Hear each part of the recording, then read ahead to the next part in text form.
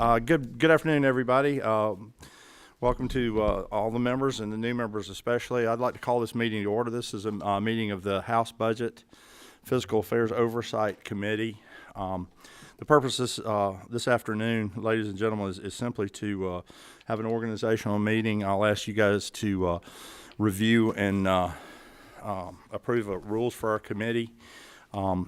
If you want to look through those while I go through welcoming the new members of the committee, we will try to move along business if we can. Don't know if we have everybody here. I know there are multiple meetings this afternoon, but going down the list, you actually, for everybody's help, we've put a list. Ms. Brink and Ty. By the way, Ty is working with us over here to my left out of our office in 410 this year. They've put together a list for us with some photographs. Representative Bodie, are you here? I don't know if he's coming. Okay, well, we'll welcome him again when he's here. Representative Casas makes the grand entrance at the great time. We welcome him to our committee this year. Representative, I think you and I came in at the same time a few years ago, did we not? Welcome aboard. Also, Representative Gilligan is here. We appreciate you. New addition to our committee. We have the Jones Caucus. Representative Todd Jones. Where's Todd? Todd Jones over here, and represent. We're going to put you guys on either side of the room, so we'll be bracketed by the Jones Caucus. Representative Todd Jones is new. He is. We loved former Representative Dudgeon, but we're going to call you the new and improved Mike Dudgeon. We appreciate you guys. Representative Vernon Jones. We rode the elevator up together, and I don't know if I should welcome him as the new old representative or the old new representative, or just welcome him. We're glad to have him. Also, Representative Bill McGowan is down here with us. We welcome you to our committee today, and is Representative Nelson here? There you are down there. Representative Sheila Nelson is here, so we welcome them. David, where is David? There you are. David was, I just want everybody to know, when the first list came out, David was not, in fact, in the doghouse. That was an administrative error. We got back. He was on our committee before, but he was like not there, and he was there. David, you were always there. It was just an administrative issue in getting the list out. So we do have some new folks, and I don't know if William hasn't joined us yet, but we appreciate all of our new members. We've, as you've seen, grown the committee a bit in membership this year for a couple of reasons.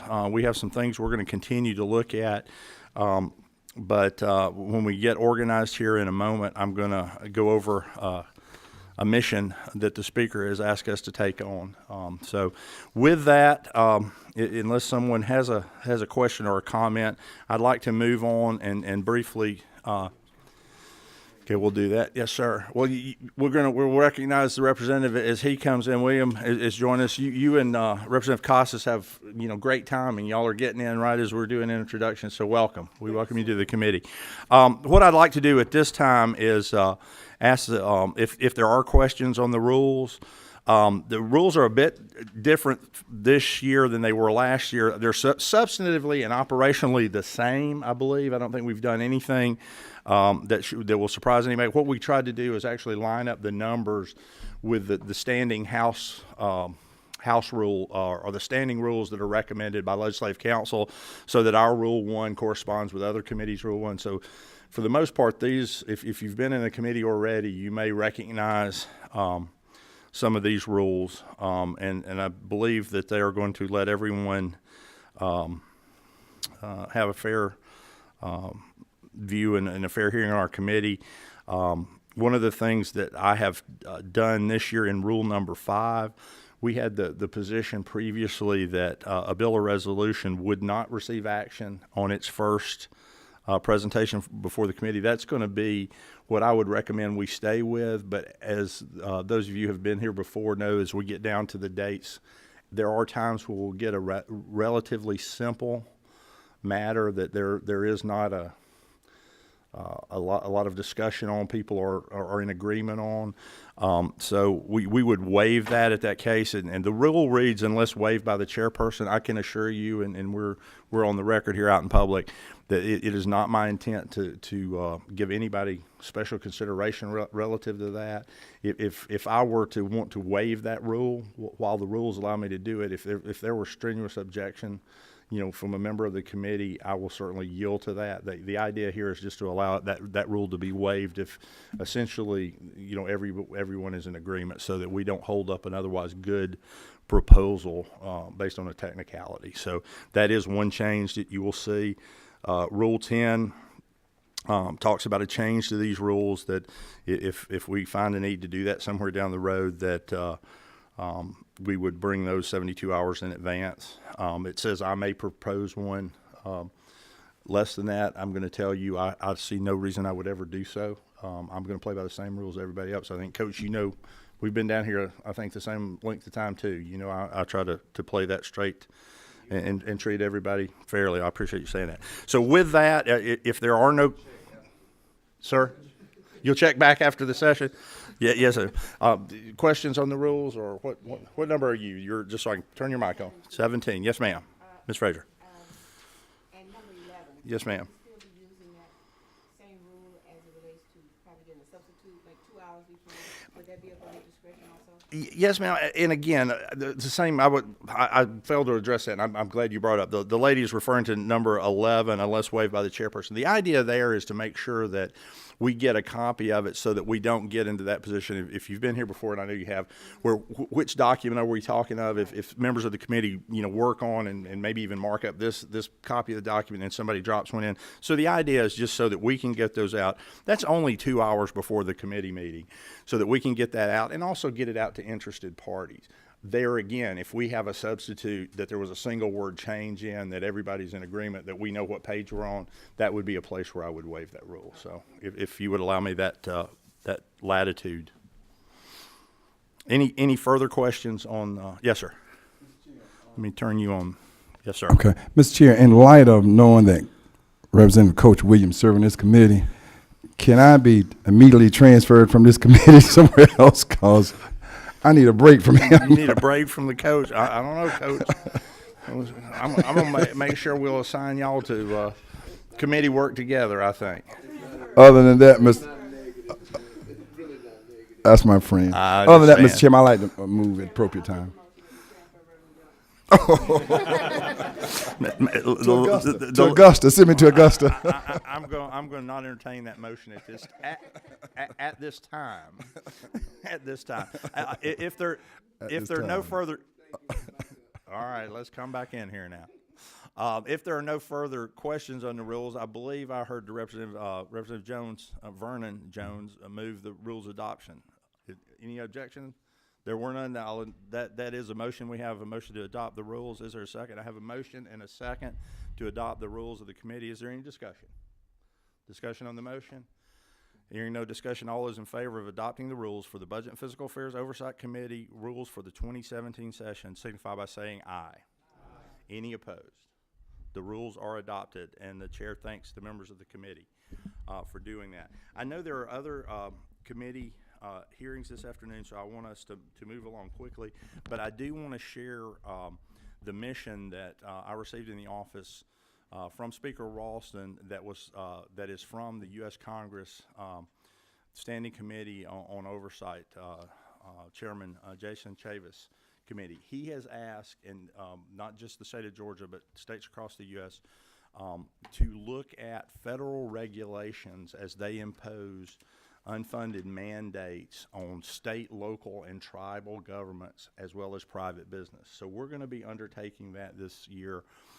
We are in the process of getting with the chairman's committee up in Washington to find out the timing and the format to that. I can't imagine they want us to do that in 30 days or 60 days. I think it'll probably be a while, but we're going to work on with our counties, with our cities, our local governments, our state government, how much federal regulations cost, and should there be federal money if they do a federal regulation, and then we'll do that. So we'll be doing it for state, local, tribal, and we'll have the private sector. So we're going to break it down into groups to do that, and I'm going to assign members to do that. So what I would like to do is ask the members if you have a special wish to work in one of those areas. We're not really sure how we'll line it up now, as if you would just work in one area, or you might work in 2 of the 4. But if you have a special eye into working at the state or the local, or I don't think we have a lot of tribal governments. I don't think maybe we have any tribal governments in the state that are they're formal tribal governments. So state and local and private sector, if you would maybe send us up to the office, email to Ms. Brink your wish, and I'll try to align people in the area of interest. If everybody says they want to work on local issues, we obviously got to have some people that want to work on state and private, but I'll try to abide by and point people in the direction they want to. I have a couple of questions on that. Number 30, is that you down there, Coach? Number 13? Yes, sir. Coach Williams. Thank you, Mr. Chairman. That sounds like a road trip. Is that a road trip to Washington? No, sir. We're right at this point. What we're doing? Not yet. Yes, sir. At this point, what we may, in fact, if this goes over the interim, be out in our state to check on folks, because I think it's we'll have some hearings here during session. But if we're given the time and can meet that they're looking for in Washington, we would go out and see folks. I think it's kind of tough to even though we're not a large state by Texas or Alaskan standards, we're a large state for people in private business to get to Atlanta to see us. So it may well involve us getting down to the coast and then over into southwest Georgia and up into North Georgia to make sure that the folks that see these regulations of costing money and no money's being sent to administer them at the local level, we give them the opportunity. I don't want to lead the committee toward a determination, but it seems like these regulations may fall into 3 general categories. Regulations that don't need to be there at all. We're going to hear from the locals, hey, we don't need this at all, we have our own, we don't need the federal government telling us what to do. Regulations that they say we need part of it, but if they're going to do that, they need to send some money along with it to help us enforce it. And then regulations where it's proper and for the federal government to be involved, but they need to send money to help administer that. So those are sort of buckets that we would find. We may find that, and I'll leave that to the members of the committee to help us define that as we get the format. I suspect Congress is going to give us a format they're going to want that reported in. I can't imagine them wanting to find 50 formats coming in from 50 states, and then if you throw in the Commonwealth of Puerto Rico, et cetera, I can't imagine they want to have it in 50 formats. So I suspect we'll probably get a spreadsheet database type thing that they want us to load a certain federal regulation, what we think it's costing, and what our people are telling us would be a recommendation. Thank you. Thank you, Coach. Representative Jones. Yes, Mr. Chair. Is this looking at existing regulations and giving a report or how it's affecting state and local government, and or are we also looking at what's being proposed by the feds and how it's going to impact state and local government? It's a good question. The gentleman asked if we're looking at the status quo as we have now, or if we're looking at how things might be proposed. It's not clear. I mean, it is literally a 2-paragraph letter from the chairman up in D.C., so it's not clear what they're asking for yet. We're in the process of talking with their office to get the details of what they want us to do. Okay. So that's a good question. It's the regulations world, I think, in a normal level, when you're not changing the administration from one party to the other, they're dynamic. So I suspect it would be a combination of where we're at and what people see on the horizon, but we'll look for their guidance. That is all that I had for us. I also would ask one more thing of you as you send us your preference into working this area. We have this as our standing time. There's now 20 or 22 members of the committee. We all have other committee assignments. If you have something, or if you have another 2 committees at this time, make note of that. I'm not telling anyone that we can change. I know I right now I'm supposed to be in 2 other places. They happen to be subcommittees, not full committee, but we'll try to find a place so that we can all get here. And I would ask this: when we have certainly when we have legislation or when we start to meet on public hearings on these items that we just discussed, and this is our full committee meeting, and people may come to testify from all over the state. I can't make the schedule for each of you, but I would leave it in your good offices to know that, this is a full committee meeting, and if we have an agenda that has legislation or have people talking, that, try to be here if you can at all do that, as opposed to a subcommittee, if possible. Now, if you have a bill to present, that's everybody to manage your own schedule, but you're going to find, especially if you're new to the legislature here, that the best way I would describe it is sometimes these committee days turn into controlled chaos. You do the best you can. You can't be everywhere. Try to let us know if you can't be here, and we appreciate everybody's attendance. Is there anything further? Anything for the good of the order for the committee? If not, do you have a good count of the roll? I do, yes. All right, we have a good count of the roll. If there's no further business for the committee, we'll stand adjourned without objection. I see no objection. We are adjourned.